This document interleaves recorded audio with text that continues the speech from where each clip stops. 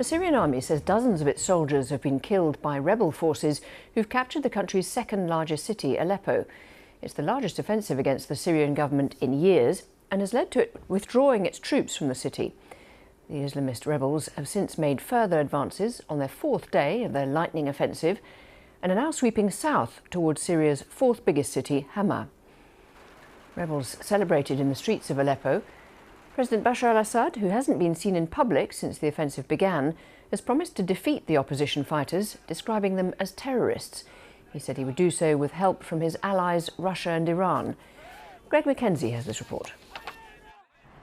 Smouldering buildings in Syria's second largest city, Aleppo, tells of an unpredictable new chapter.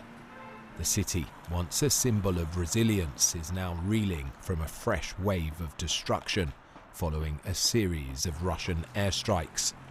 The escalation comes as Syrian forces withdrew their troops from the city. That retreat in response to a surprise offensive launched by rebel factions 5 days ago.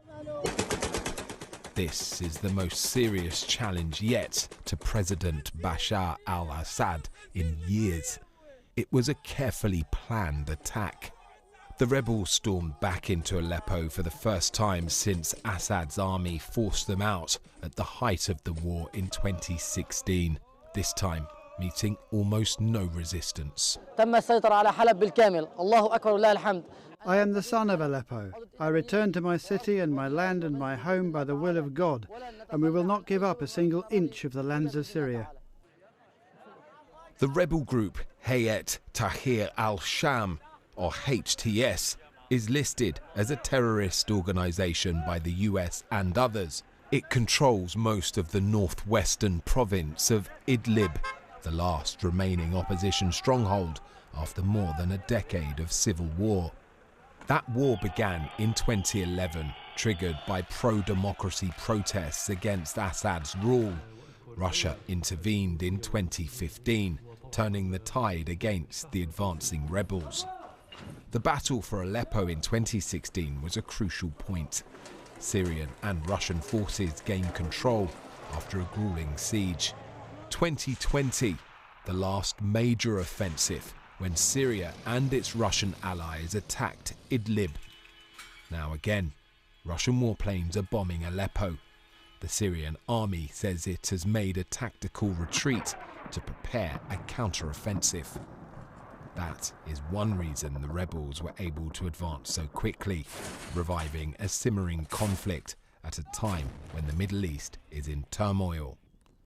As for the president, it's not clear where he is, but speaking yesterday from an undisclosed location, he vowed to defend Syria's stability and territorial integrity in the face of all terrorists and their backers. Greg Mackenzie, BBC News. Our correspondent in Beirut, Lina Sinjab, has been giving us the latest on developments in Syria. After Aleppo, they've moved further, south, reaching the outskirts of the city of Hama. Of course, the government is denying that they are taking control of parts of Hama as well. And President Assad has vowed to fight what he described as terrorists. But the situation also, both on the level of allies and internationally, is raising, concerns. The U.S. blamed the situation on Assad's reliance on both Russia and Iran, and said that also Assad have ignored calls for peace talks and peace treaty that were designed in 2015. The Russians also said that all parties like Iran and Turkey should find a solution to stabilize the situation. Iran's foreign minister is on the way to Damascus, so it's really raising a lot of alert both for the allies of President Assad and also on the regional level. But it seems the timing of this operation happened when President Assad's allies, Iran and Hezbollah, are weakened by Israeli airstrikes, and at a time where Turkey is also trying to push Assad into talks that he has been ignoring for years. Tell us about the effect on ordinary people, because it's a conflict that's led to millions of people being displaced, millions having to leave the country. What's happening to ordinary people in amongst all this movement from the rebels and return of fire from the government? Well, certainly everyone is really on high alert and concerned. Residents of Aleppo who had to flee are worried about what's going to happen next. They don't know if they are going to go back to Aleppo. Those who stayed in Aleppo are also wondering if the government is going to pound the city with airstrikes like what happened in 2016. People who are outside Syria are also speculating, is this going to be a game changer that will bring about a different deal in Syria and that they will be able to go back to the country? Lots of people are just watching cautiously these developments, but with little answers to what are the certain situation that's going to come along after this operation.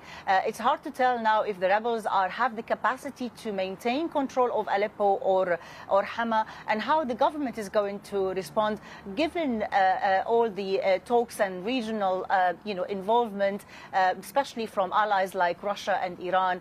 So we'll have to watch the coming hours and days to see how the situation is developing. Lina Sinjab there. Earlier I spoke to Mina Al-Oraibi, who's the editor-in-chief at Abu Dhabi's The National newspaper. She explained how important the reaction of key players such as Turkey and the US will be in the coming days. There are a number of players that will affect how the outcome of the current fighting will be. The US, of course, is important not only because of its global role, but also the fact that there are 900 troops in Syria, in northeast Syria. And up until now, they haven't been a direct target, but only 5 days ago, American airplanes conducted strikes against weapons storage units for Iranian-backed militias. So they're very much an active player in this. In addition, Turkey is the main backer of HTS, Hayat Tahrir al-Sham, that used to be, of course, previously affiliated with Qaeda.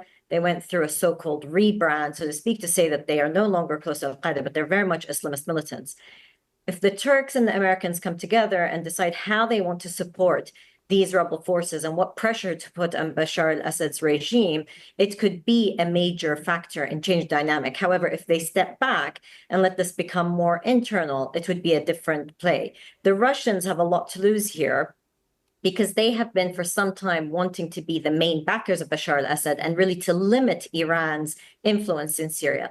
That's happened, one, through the attacks on Hezbollah that have happened in Lebanon, but also they have been able to play a bigger role, the Russians, politically. So what happens next will depend on a number of factors, but external players will be of major significance. And what about Iran? You mentioned Russia wanting to be one of the backers. How about Iran, now that it's been weakened through Hezbollah in Lebanon? How much is that making a difference? Iran's on the back foot when it comes to regional dynamics, especially with the attacks on Hezbollah in Lebanon. However, Iran remains a critical strategic ally for the Syrian regime. And there's reports of the Iranian foreign minister landing in Damascus today to show that they are still supporting the regime and that they're able to be an active supporter of Bashar al-Assad. They will want to save face where possible. They've taken several blows and they can't be seen as too weak inside of Syria. So they will want to also play a political role, not just in terms of backing militants on the ground, but play a political role. This is, of course, all happening on the backdrop of a ceasefire in Lebanon and expecting a new American administration in less than 2 months. Mina Al-Oraibi there.